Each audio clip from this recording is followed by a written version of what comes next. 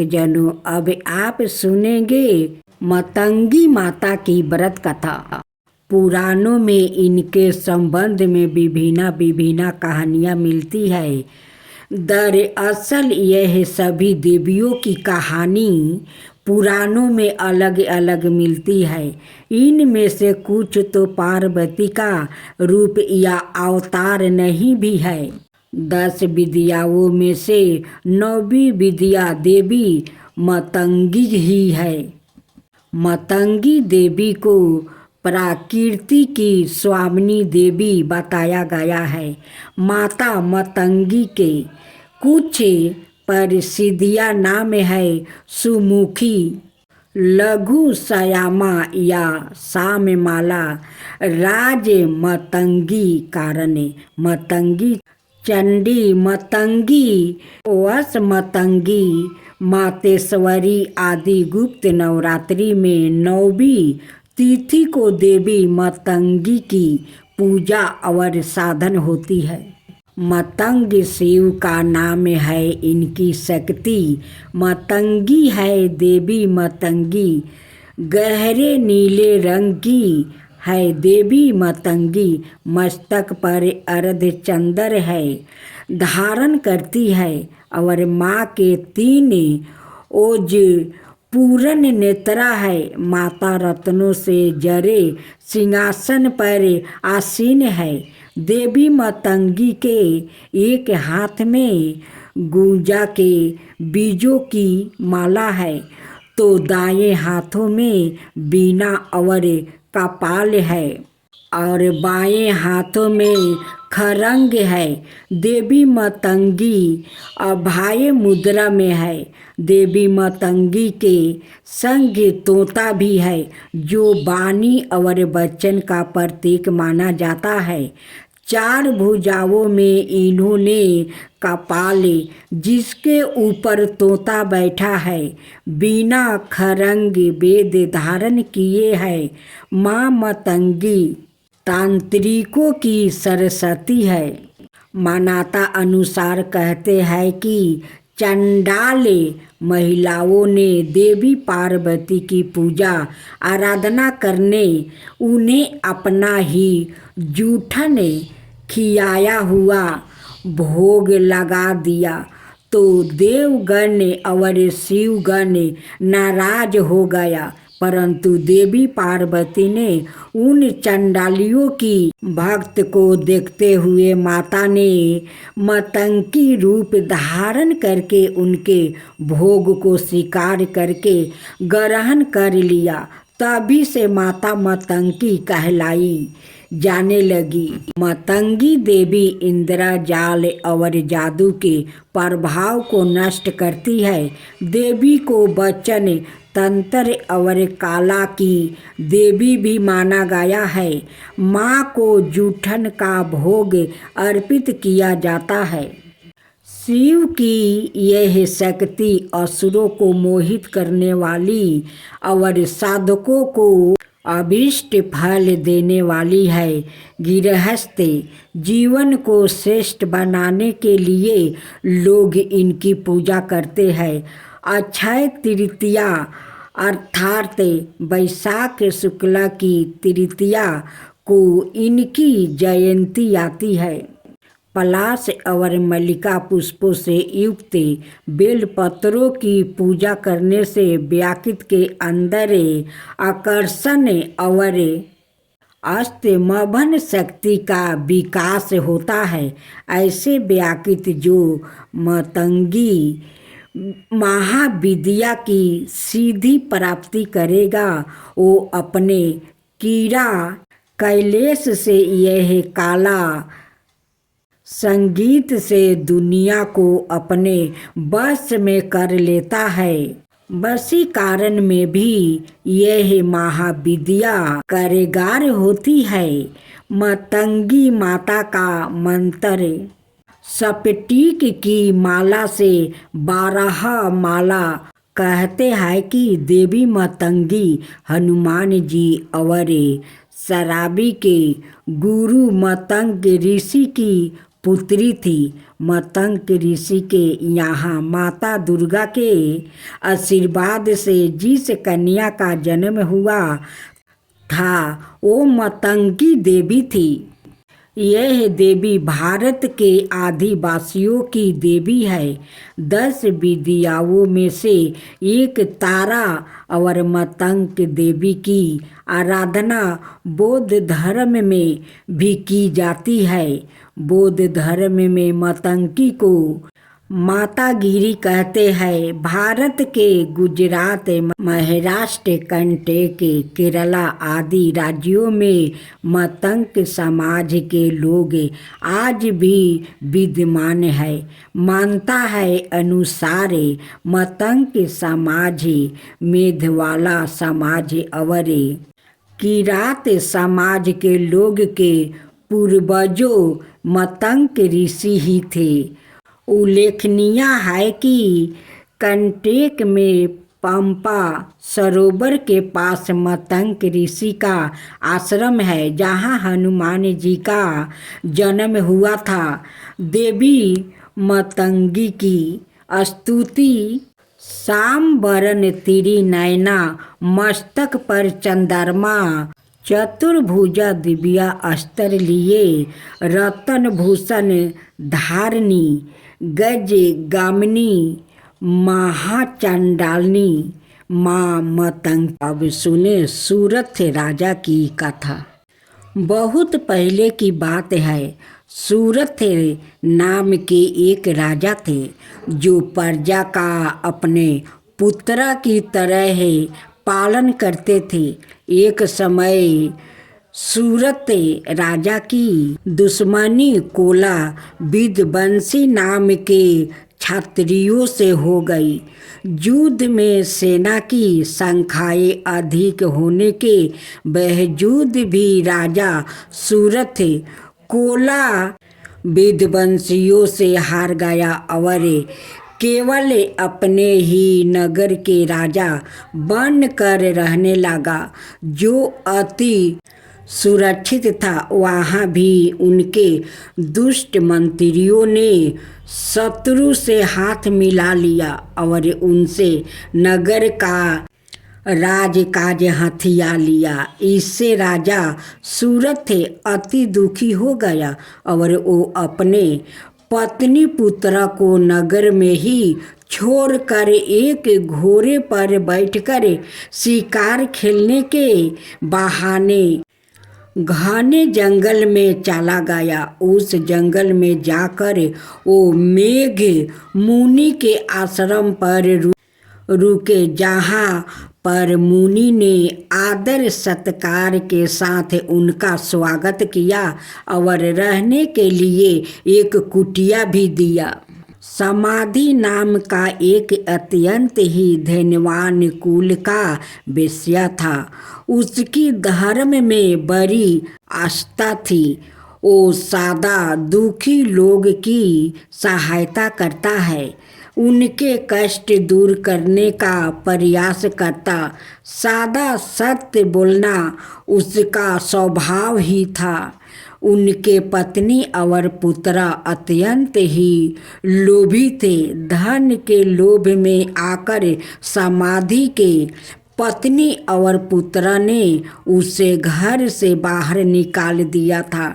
इसी कारण वश से समाधि नाम का वेश्या अपना घर और गांव त्याग कर घने जंगल में आ गया था और वो भी मेघ ऋषि के उसी आश्रम पर रहने लगा था जहाँ पर सूरथ नाम के राजा भी अपने राज्य को त्याग कर निवास कर रहे थे। ऋषि वर के आश्रम पर रहते हुए समाधि नाम के वेश्या सादा इस चिंता में लगे रहते थे कि उनकी पत्नी और पुत्र किस हालत में होंगे और उन्हें किसी तरह की समस्या तो नहीं होगी, वो लोग कष्ट तो नहीं भोग रहा होगा।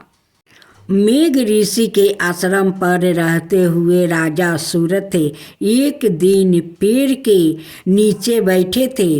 वो बहुत ही चिंतित थे। उनके मन में सदा यही चिंता लगी थी कि मेरा राज्य कैसे होगा। पता नहीं, बहुत मेहनत से कमाया हुआ मेरा धन है, अब वहाँ के राजा कैसे खर्च कर रहे होंगे। हो सकता है वो लोग बेकार के कामों में मेरा धन बर्बाद कर रहे होंगे। जो धन मैं दान धर्म में लगाता था, अब शायद वो धूर्त मलेच्छ शराब पीने में और जुए खेलने में लगाते होंगे, क्योंकि उन धूर्त मलेच्छ की धर्म में कोई आस्थान नहीं होती। वो लोग जो कभी मेरे पीछे पीछे चला करता था, शायद आज उन मैं राजाओं और मंत्रियों के पीछे पीछे चलते होंगे। तभी वहाँ समाधि नाम का वो बेश्या आ गया और राजा ने उससे उसका परिचय और इस आश्रम पर आकर रहने का कारण पूछा। उस बेश्या ने कहा, राजन, मेरा नाम समाधि है।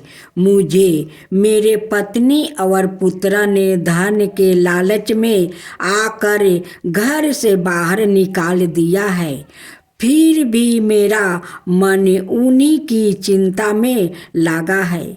मैं यही सोचता रहता हूँ कि वो लोग खुश है या नहीं।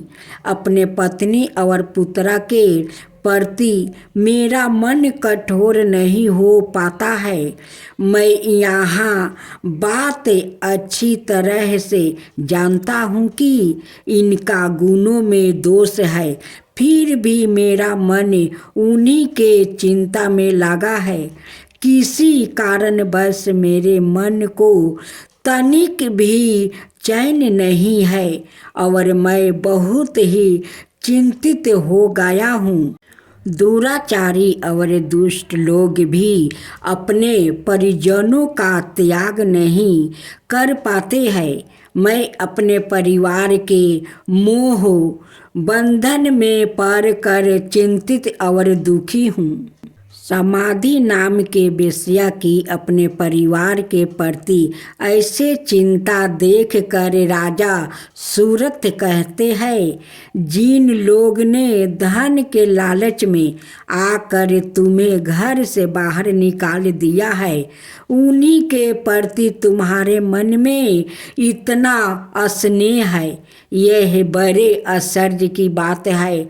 मेरी भी यही परिस्थिति है। जो राज्य अब मेरा है ही नहीं, मेरा मन भी सदा उसी के विचार में लगा रहता है।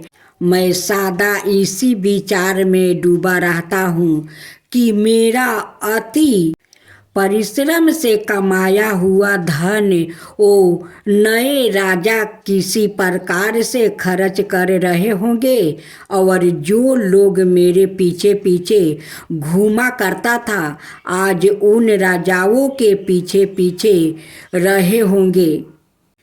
ओ हाथी जिसे मैंने बहुत प्यार से पाल रखा था, पता नहीं उसका ध्यान रखा जा रहा होगा या नहीं।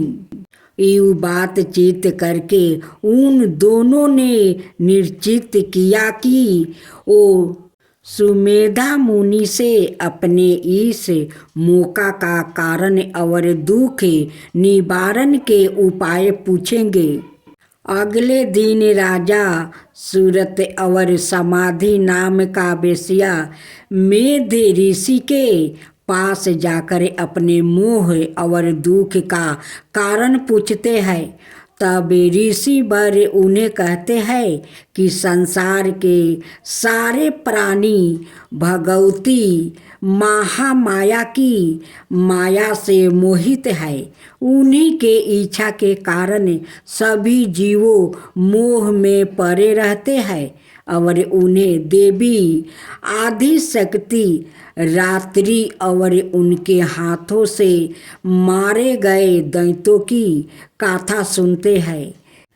मेधा ऋषि राजा और वेश्या को देवी के प्रसंग में मधु कटवा का वध, महिषासुर का वध, धर्मलोचन का वध, चंड मुंड का वध और शुभ नशुभ के वध की कथा सुनते हैं। देवी की यह सारी कथाएं सुनकर राजा और वेश्या के मन में देवी के प्रति भक्ति जागृत होती है और वो दोनों मेधा ऋषि से देवी की पूजा विधि और नवारण मंत्र जानकर उनकी ज्ञान लेकर जंगल में जाकर भगवती की आराधना आरंभ करते हैं। 1 महीने तक वो दोनों देवी के हाथ से मारे गए दैत्यों से संबंधित चित्रा का पाठ करते हैं, जिससे उनके मन में अटूट श्रद्धा जागृत हो जाती है। अब उन दोनों का देवी की उपासना के अतिरिक्त दूसरा कोई कार्य नहीं था। 1 बरस तक वो देवी के मंत्र का जप करते हैं और केवल फल खाकर ही रहते हैं। दूसरे बरस में वो केवल सूखे पत्ते खाकर देवी की पूजा और मंत्र जप करते हैं। तब उन दोनों को देवी सपने में दर्शन देती है। अब वो देवी की साक्षात दर्शन पाने की इच्छा से तीसरे बरस में वो केवल हवा से ही जीवित रहकर देवी की उपासना करते हैं। इस तरह 3 बरस तक राजा और वेश्या दोनों ही भगवती महामाया की श्रद्धा पूर्वक उपासना करते हैं, जिससे प्रसन्न होकर देवी उन दोनों के सामने प्रकट होती है और राजा के इच्छा अनुसार उन्हें अपना राज्य वापस मिलने वर देती है और कहती है, राजन 10,000 बरस तक राज्य करके तुम्हारा शरीर शांत हो जाएगा। उसके बाद तुम सूर्य के पुत्र बनकर सवरीन नाम के मनु बनेंगे। समाधि नाम के वेश्या को उसकी इच्छा के अनुसार मुक्ति प्रदान करने वाली ज्ञान देती है। देवी राजा और वेश्या को यूं वरदान देकर वही अंतर्ध्यान हो गई। जब राजा देवी से वर पाकर मुनि से आज्ञा लेकर अपने नगर जा ही रहे थे कि उनके वो मंत्री जो पहले शत्रु से हाथ मिला चुके थे आकर राजा के पैरों में गिर जाते हैं। वो कहते हैं, महाराज आपके वो शत्रु युद्ध में मारे गए, उनका विनाश हो गया, आप हमें क्षमा कर दीजिए। इस तरह राजा को देवी की कृपा से अपना राज्य मिल जाता है और मंत्रियों से उसका पहले जैसा ही संबंध हो जाता है। वेश्या भी अब घर परिवार त्याग कर तीर्थों की यात्रा करता हुआ जीवन व्यतीत करता है। उन तीर्थों में वो वेश्या सादा लोगों को देवी की कथा सुनाते रहते हैं।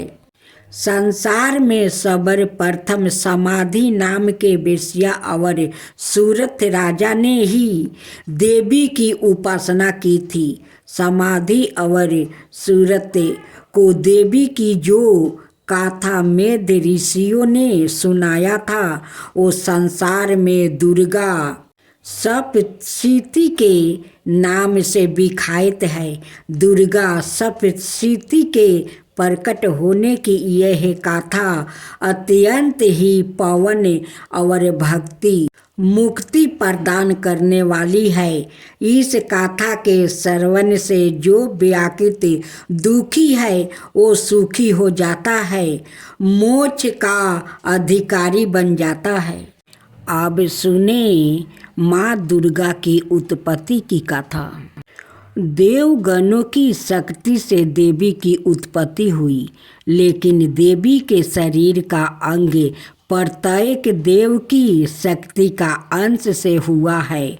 जैसे भगवान शिव के तेज से माता का मुख बना, श्री हरि विष्णु के तेज से भुजाएं बना, ब्रह्मा जी के तेज से माता के दोनों चरण बने, वही यमराज के तेज से मस्तक और केश, चंद्रमा के तेज से स्तन, इंद्र के तेज से कमर, वरुण के तेज से जांघें, पृथ्वी के तेज से नितंब, सूर्य के तेज से दोनों पैरों की अंगुलियां, प्रजापति के तेज से सारे दांत, अग्नि के तेज से दोनों नेत्रा, संध्या के तेज से भौर, बाहु के तेज से कान और अन्य देवताओं के तेज से देवी का विभिन्न अंग बने।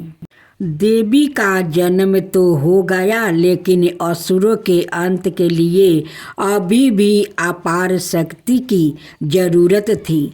तब भगवान शिव ने उनको अपना त्रिशूल, भगवान विष्णु ने चक्र दिया, हनुमान जी ने गदा दिया, श्री राम ने धनुष दिया, अग्नि ने शक्ति बाण से भरे तरकस दिया, वरुण ने दिव्या शंख, प्रजापति ने स्फटिक मणियों की माला, लक्ष्मी जी ने कमल का फूल दिया, इंद्र ने वज्र दिया, शेष नाग ने मणियों से सुशोभित नाग दिया, वरुण देव ने पास और तीर दिया, ब्रह्मा जी ने चारों वेद दिया और हिमालय पर्वत ने माता को उनका वाहन सिंह दिया।